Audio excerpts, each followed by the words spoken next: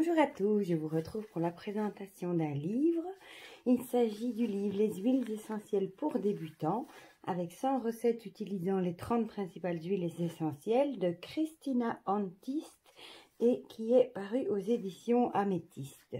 C'est un livre que j'ai déjà depuis quelques temps, mais j'ai pris le temps de le découvrir et de le lire. Et franchement, c'est un livre que j'aime beaucoup. Déjà, j'aime beaucoup la couverture qui est magnifique. Sublime.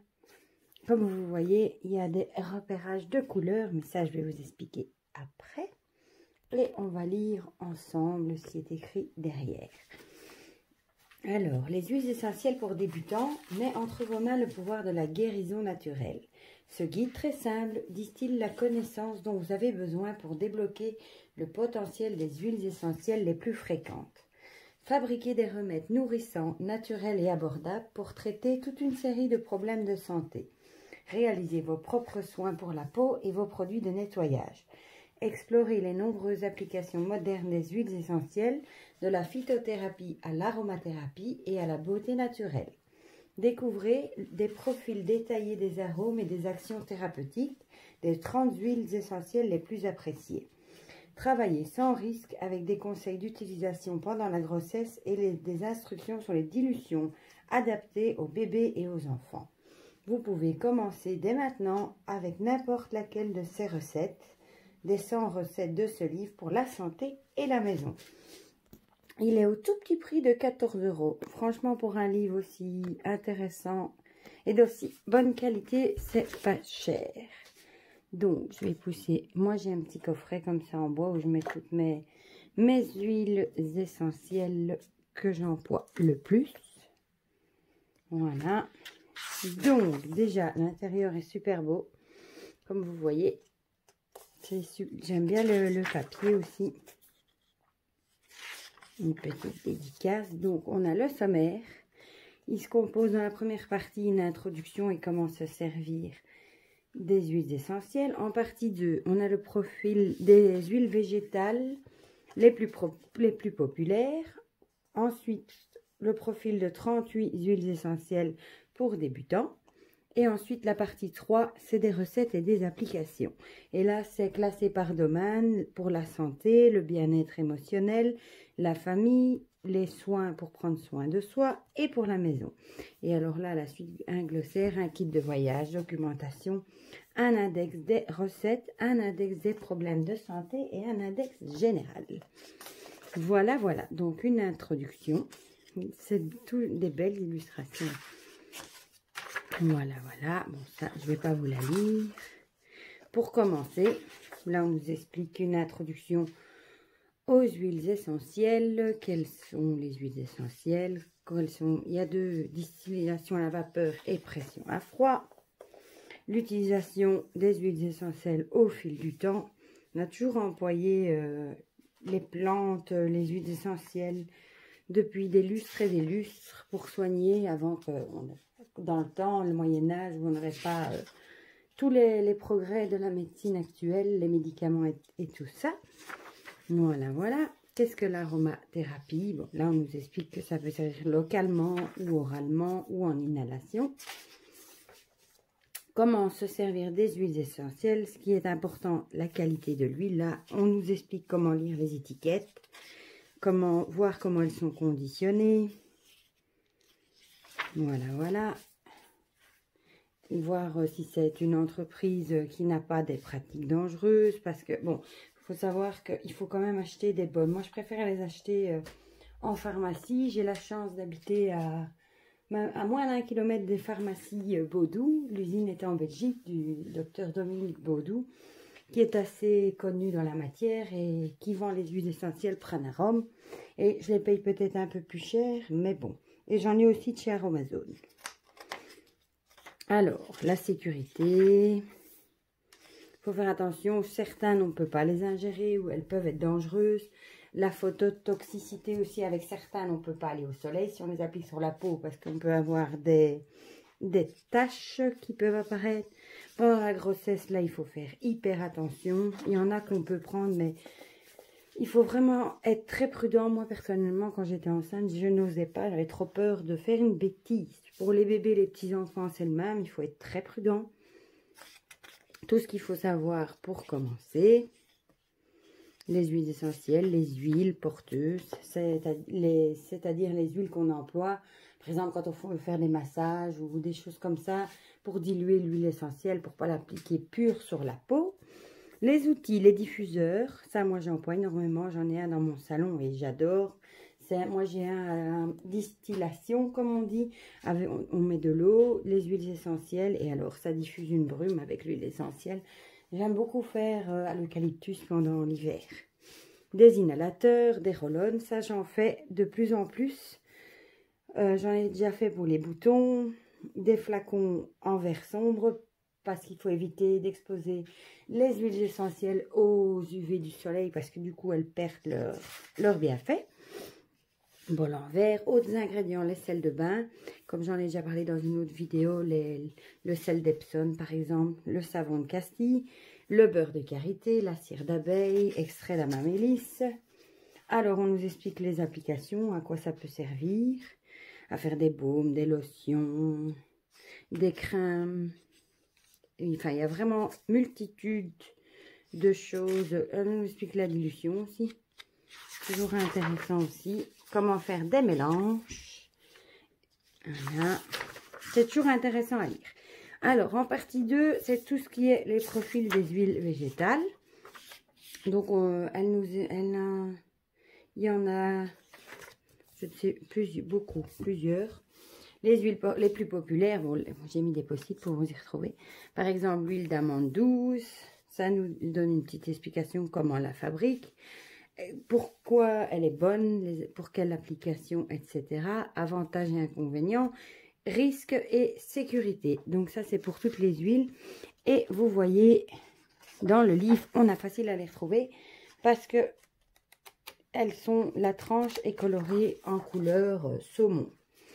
Ensuite, en chapitre 4, avec un bandeau plus jaune, on passe dans les huiles essentielles.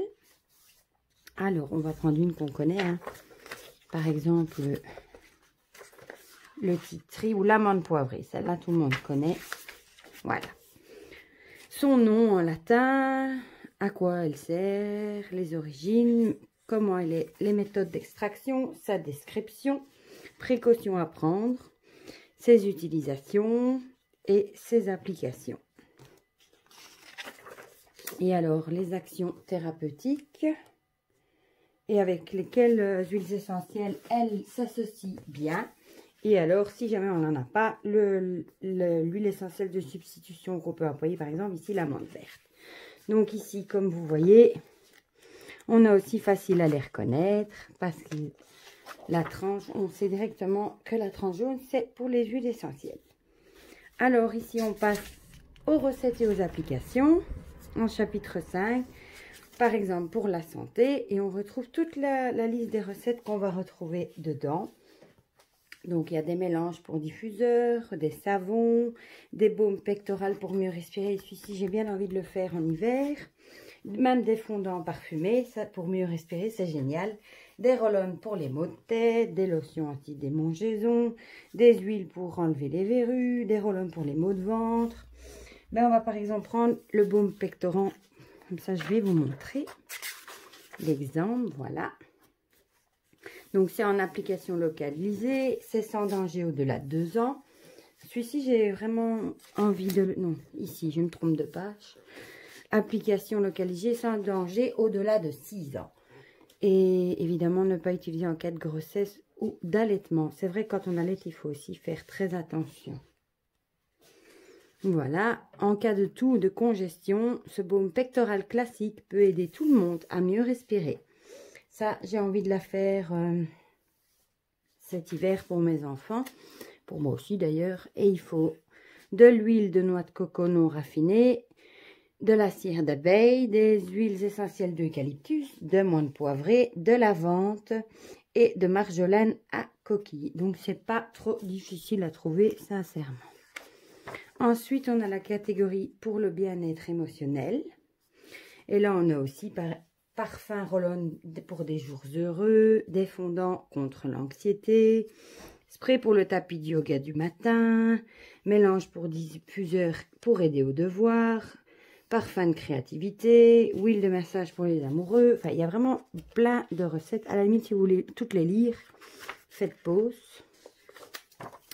Alors, pour la famille, là, on a des baumes pour vergeture, mélange antibactérien junior pour diffuseur, baume pectoral pour les enfants, des roll-on pour les poussées dentaires, donc il y a des recettes pour les tout petits aussi, des bains pour le syndrome prémenstruel, pommade pour l'intertrigo inguinal, pour les messieurs aussi, huile tropicale contre le feu de barbe, pommade pour soulager l'arthrite, etc.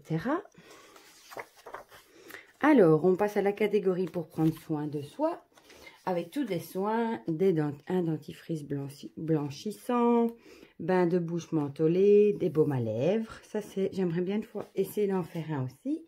Spray rafraîchissant après soleil, lotion tonique pour le visage, hydratante, des gels douche, des sprays après shampoing au vinaigre de cidre, à la lavande et à l'orange. Et il y en a encore ici. Masque à l'argile détoxifiant pour les cheveux, un exfoliant sucré de gâteau d'anniversaire. Ça donne même envie de le manger, le titre. Voilà, voilà, pour ceux qui aiment bien faire leurs soins. Et le dernier, pour la maison, des produits de nettoyage à l'orange, un spray dépoussiérant au citron, des nettoyants tout usage, des détachants, liquide vaisselle. Ça, j'ai très envie d'en faire aussi. De la poudre pour le lave-vaisselle. La lessive en poudre pour tous ceux qui s'intéressent à la lessive. Une alternative maison à l'eau de javel. Et celui-ci, j'ai très envie d'essayer aussi. C'est la cire pour les meubles au citron. Et puis, après tout ça, on a une partie, un glossaire. Donc, avec les petites définitions des mots. Voilà. Un kit de voyage, ça c'est chouette. C'est les huiles essentielles et l'huile végétale et le gel d'aloe vera à avoir avec soi quand on part en vacances. C'est toujours chouette, je trouve. Des documentations, des références, ça, il y en a beaucoup. Et alors, les index des recettes, ça, c'est super chouette aussi. Par exemple, tous les fondants, tous les gels, tous les baumes, comme ça. Et alors ici, un index pour les problèmes de santé, c'est pas mal aussi. Par exemple, si on a un coup de soleil, ben, on peut directement aller voir la recette qui correspond. Si on a des douleurs musculaires, ici, il y en a plusieurs aussi. Un index général. Et alors, des remerciements. Ici, une petite photo à propos de l'auteur. Voilà. Franchement, c'est un livre que... Celui-là, je l'ai aussi. L'huile essentielle de santé et de bonheur. Il est très bien aussi. Cristaux pour débutants. Phytothérapie pour débutants. Voilà. C'est un livre que je trouve qui est très accessible justement pour débuter. Il n'est pas trop compliqué. Il est hyper intéressant. Il regroupe les huiles essentielles et puis les huiles végétales. Ça, c'est toujours bien de les connaître aussi. Et les recettes sont super chouettes. Et pour un petit prix de 14 €, franchement, j'ai envie de vous dire, foncez. Si vous vous intéressez aux huiles essentielles, moi, je m'y intéresse de plus en plus pour les soins du visage, les soins des cheveux. J'ai aussi acheté ce qu'il fallait pour faire mon liquide pour nettoyer ma maison, le liquide vaisselle, des savons pour les mains, des shampoings solides. Enfin, voilà. C'est franchement un chouette livre à avoir dans sa bibliothèque. Je vous dis à bientôt pour de prochaines vidéos. Bisous, bisous.